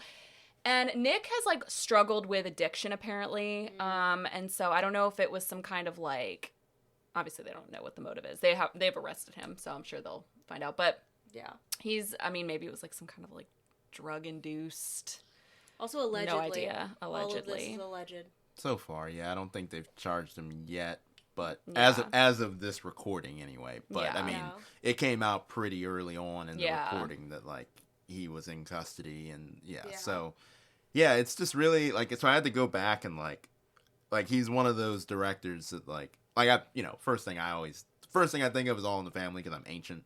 Yeah. But then like when it comes to like him being and stuff, but then I'm like he went on like this run from like the late 80s to early 90s of just like I'm like, those movies are all like so different, but they're all so good. I know. Apparently The Princess Bride, Misery. He did a couple Stephen King like, movies. Yeah, like he went from like Stand By Me. Spinal Tap, which is like Yeah. musically like mockumentary, like Yeah. like really like kickstarted that. Yeah. Then Stand By Me, Princess Bride. Then I think it's When Harry Met Sally. Yeah. Then I think Misery, Few Good Men. I'm I missing know a you big don't. one in there. I'm like, oh my God, how do you even do that? Apparently, he met his wife on the set of When Harry Met Sally. I saw that earlier today. Really? Yeah, Oh, really? which is very sweet. Yeah. Yeah. It's so horrific. Like I don't Yeah. really know. And it's always like it's so shocking when it's like a brutal murder. Yeah. I don't know. Well, did they say how they were murdered? Has that come out yet? It's at stab wounds. Stab. Yeah. wounds? Okay. So Yeah. it's always like very personal. So obviously, it Yeah. was so equals Yeah. them, but, But like it is always like if in 2025 I would have never like mad-libbed like Rob Reiner. I know. Yeah. And I'm just like, what? Like when I first saw it, I'm like, the first time I saw it, they were like 2 people dead in the home of Rob Reiner, and I I'm know like, how they. well, they always like, they yeah, have they to say it like that, but it was so weird. they just want to be first so badly that they're just I like, know. there are 2 people dead in his house. They're like, the ages seem to kind of match. They're like, Yeah. but we don't have official confirmation. Yeah. It's like, well, I mean, if you get that wrong, like you know, Yeah. if it's a different 78 and 68-year-old, I'm like, well, yeah, That's a crazy story. yes, Yeah. exactly. Hollywood murder, like I feel like that's so Like we haven't 60s, seen that in a long yeah. time. I don't know another way to say that. You would.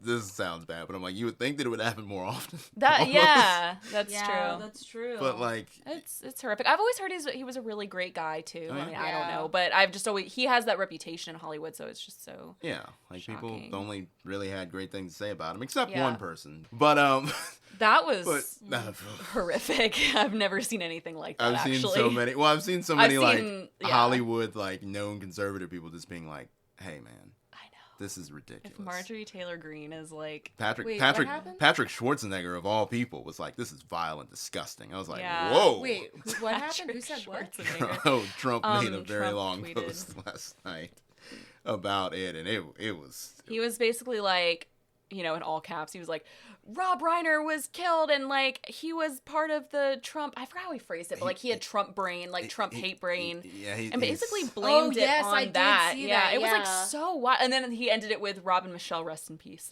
It's like, Yes. what? Yeah. As always, yeah. That's insane. It was probably it might have been like one of the worst It's- tweets. Well, not the worst, but like it was Yeah. just like Of this wild tweet. administration, it's the worst one so far. I would Yeah, say. because Yeah. Rob Reiner was very like he hated Trump, so I think Well, this was he's this like was a his huge moment. activist too. Yeah, like yeah. like he was pretty big on He was that. like, now and- I can say. That's oh my god. Well, that's I mean, crazy. yeah, and It you was know, crazy. like people are talking about it's like, well, it's kind of crazy that like a couple months ago we were all trying to like get a bunch of people in trouble for saying things that when people die. It's like now all of a sudden here we are. Right. And then of Yeah. course I found some clip of Rob Reiner talking about Charlie Kirk's death, and he was like, not, Yeah. he didn't act like He was Trump. being a normal Yeah. human. Yeah, Yeah. exactly. Yeah. But it's like, yeah. So like, yeah, it's just I did not have that in the cards at all for yeah.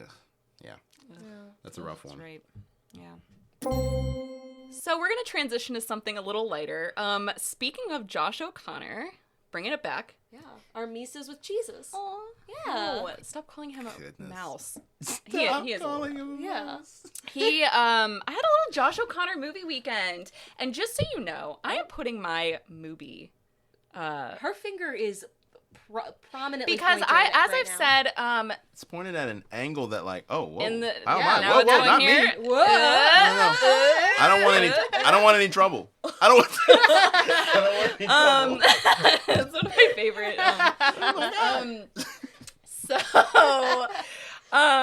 I have talked about how I was going to get a movie subscription. No, I was going to do a movie free trial, and Alexa was like, no, don't. And I was like, I'm going to. And she was like, no, don't. And let me just say Wow. that I have put it to good use. Okay. Because this weekend I came back from Chris and Alexa's yeah. Saturday morning, had a little sleepover. Oh yeah. Forgot about You said that. you woke up with Barnsey Bear in your arms, which was I nice. not in my arms. It was like I woke up and my arm was on Barnsey Bear. Oh, cute. Anyway, so I came home and I was like, let me just have a little movie day. I don't want to go anywhere.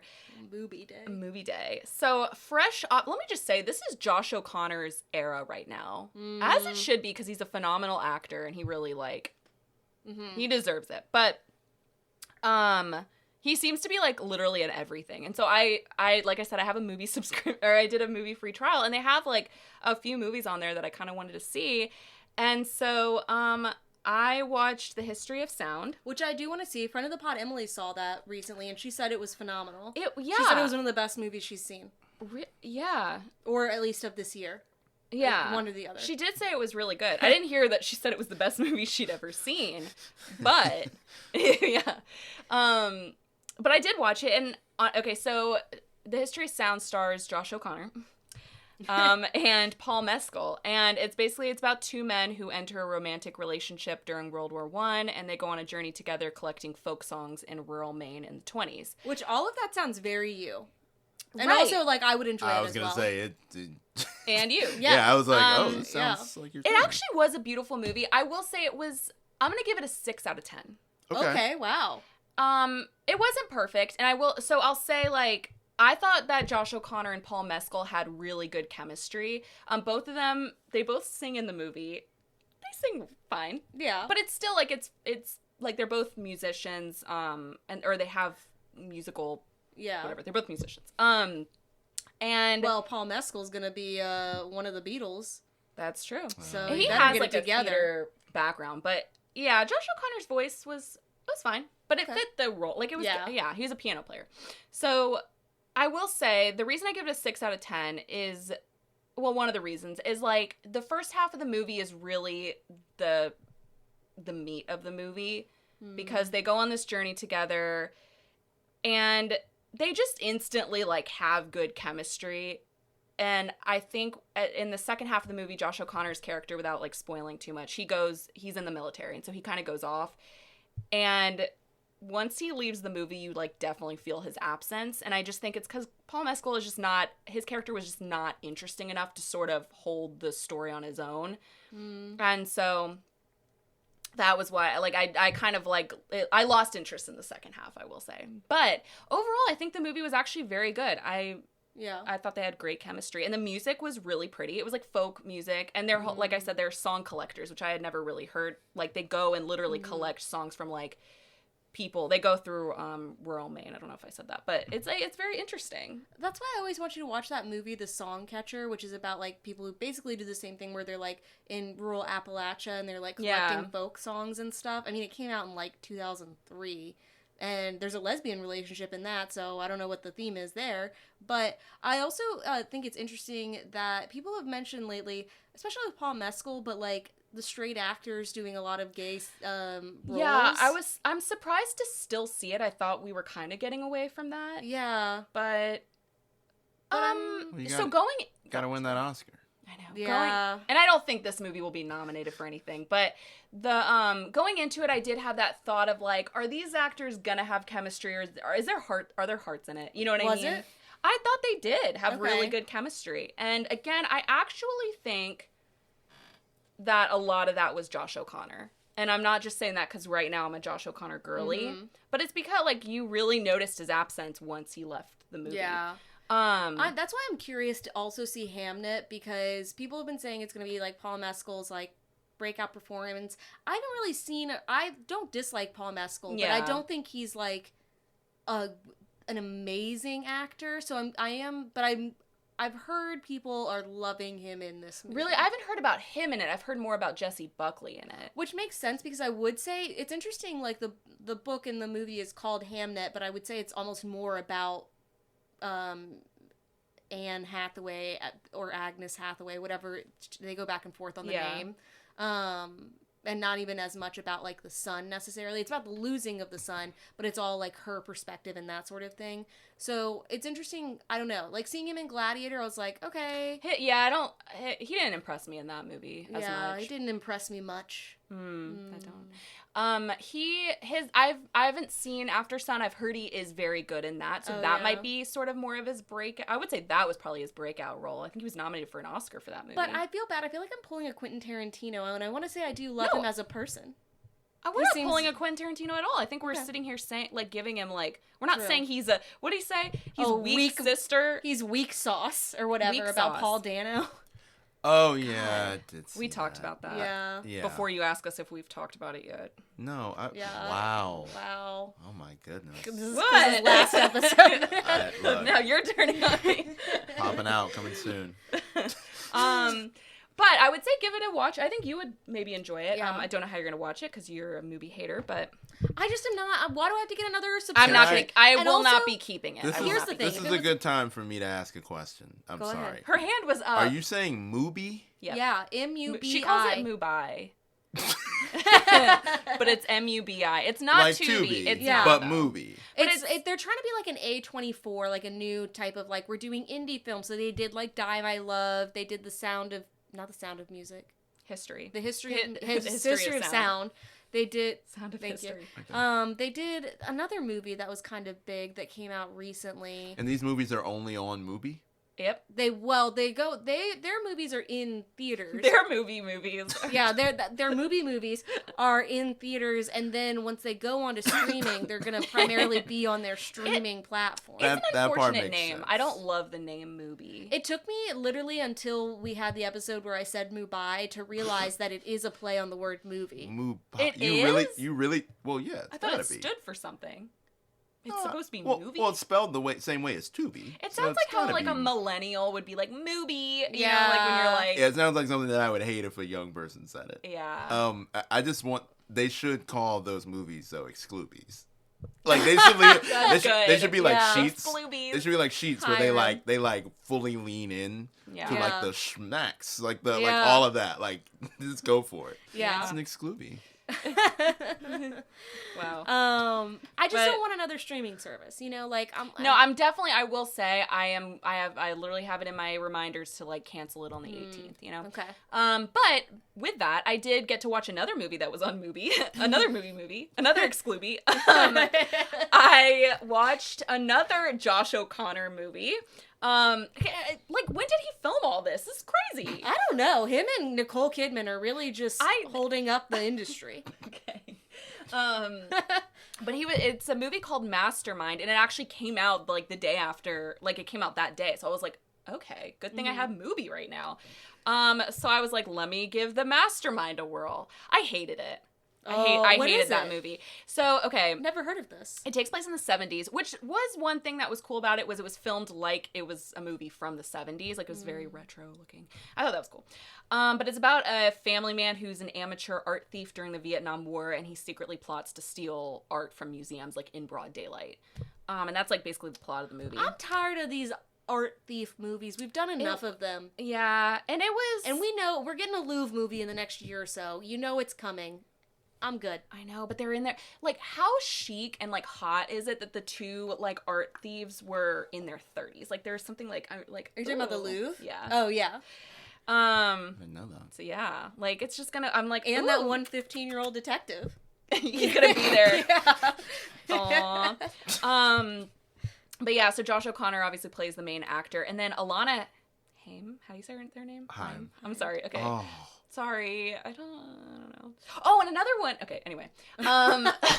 Wait, she's in that too? Whoa. Alana Haim is in The Mastermind. She's gotten some work too. So I was She's gonna gonna be in say a new movie. I forget what I saw. So I rewatched because I love this movie. I rewatched Licorice Pizza because it's also on Mubi.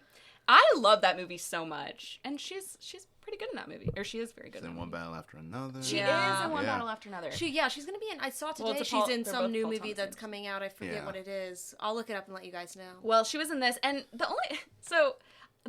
play husband and wife, and they have two kids who are like, I would say no younger than like 9 or 10, and it just felt like, it felt, especially for her, I was like, this seems like they're like your little brothers. Yeah. So it felt unrealistic to me, first of all, that they were their parents. That's how I felt when in Challenger Zendaya was suddenly like an adult with a child, which I mean, I know she's like almost 30, but I just was like, girl, I ain't believing it. It was, you and that Bob? ain't telling me you got a child. I've really kind of come around to think, as much as I love Challengers, I think she was very miscast in that movie. Yeah, I liked her when she was younger in the movie, but it's just when she plays an adult, and I think it's just because Zendaya looks so young to me. And you know, they put that bob on her though. Yeah, and I'm all now for she's like 30. You know, Hollywood's a tough industry, and like if you can play young roles, like play them. If you want, continue if you can, because you won't be forever. But I don't know. It was hard for me. I was just like, I don't see it. I know you're my contemporary, but. We're peers. Yeah. But anyway, the Mastermind. It was so boring. I couldn't even really, like, it was hard to get through. But it's like an interesting plot, kind of. It takes place during the Vietnam War, so there's like a political history element to it. And I don't want to spoil it, but it like ends during a protest, and it is kind of an interesting ending. Okay. But it's like, it was so slow moving. It's a very quiet movie. Okay. But it's like, it felt very slow moving to me. Maybe give it a watch, but like it didn't really hold my interest. It got very good reviews, so I don't know. That happens a lot sometimes. Yeah, where like happens a lot sometimes. Yeah, like it'll get great reviews, and then I'm watching it, and I'm like, wow, I'm ready for this to end. I'm ready to end it all. Yeah, for this movie. That's how I felt. You know what? When I was looking up for a future post that we're gonna do, surprise, surprise. I'm not gonna say what it is, but films that came out for certain months this year. That movie Holland with Nicole Kidman popped up. Oh yeah, and it angered me to see that movie. That and Die My Love, I think, are the two angriest I've been at movies this past year. I don't think I hated Die My Love as much as you did. I'll be honest. The Jennifer Lawrence one. Yeah. Okay. And I said this, if you listen to the podcast, Chris. I said it on here, but I was like literally sitting there trying to telepathically be like, Molly, should we leave?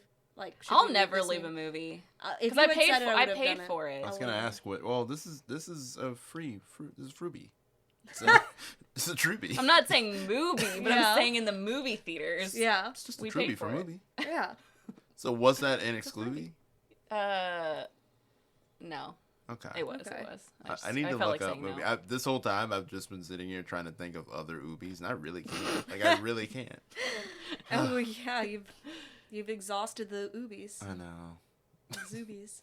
But anyways, as always, thank you all for listening. Thank you, Chris, for being our guest. Yay! Thank you all for having me. I really appreciate it. Do you have anything that you can like plug? Anything that we can like promote? Yes, 2026. Please be on the lookout for my podcast. Never mind. Well, what did you think I was gonna say? Was gonna be like anything you want to plug? Yeah, I'm like you've never asked me that question before. I thought you were setting me up for success. I was. Okay, yeah. Please be on the lookout for my podcast in 2026. Please, if you are listening to this, don't ask me about this in public or in person because I'm working on it. Yeah, I'm hard at work. Ask him. That's why I haven't been on. I've been hard at work crafting my podcast. Okay, interesting. Well, I guess follow him, but more importantly, follow whatever that is. Whatever's going on there. But follow us on Instagram and TikTok at Poppin In Podcast. Please like, rate, share, review. And also, we hope that you guys have a nice holiday because we won't see you before then. But we'll have some special little tidbits to look forward to. Some little things that we're going to be dropping on those socials that if you follow, you'll see. This was our Christmas episode? Was it? I guess. Wow. Aw. Yeah. What are you most thankful for? What do you want? What do you want the most? What do we want the most? What do we wish for from Santa? Yeah. More of you guys. Yeah, more friends, more followers, Aww. and more special guests. Money. I'm just kidding. Money. Yes. Movie, also yes. Money. But anyways, happy holidays, and we'll see you next time. Bye.